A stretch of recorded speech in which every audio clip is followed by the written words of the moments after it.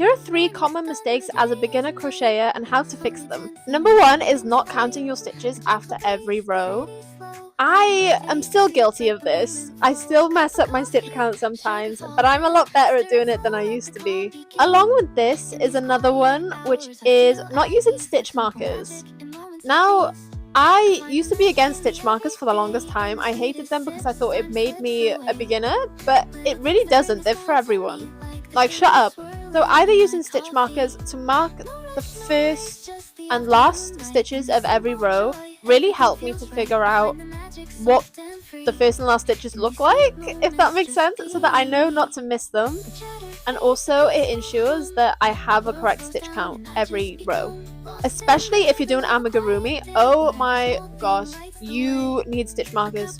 If you're working in the round, you need stitch markers. It's not, you have to use them, because you're gonna mess up so bad if you don't.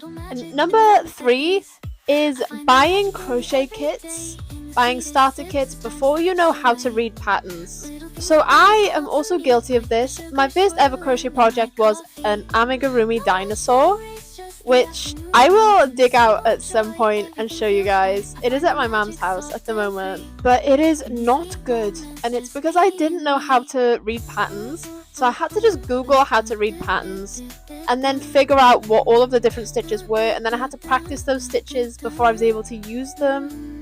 And then I had to learn how to sew crochet. It just wasn't good. It wasn't a good dinosaur. It wasn't a good vibe. I almost gave up on crochet completely. Actually, I did give up for a while. It made me give up. It made me give up because I just couldn't wrap my head around it, and I was like, maybe crochet just isn't for me because I can't do this. So I think if you're a beginner, learn your stitches and learn how to read patterns before you invest in those kits to make whatever it is that you want to make. I'm not saying that the kits are bad. I think you just need to have some basic understanding before you can use them.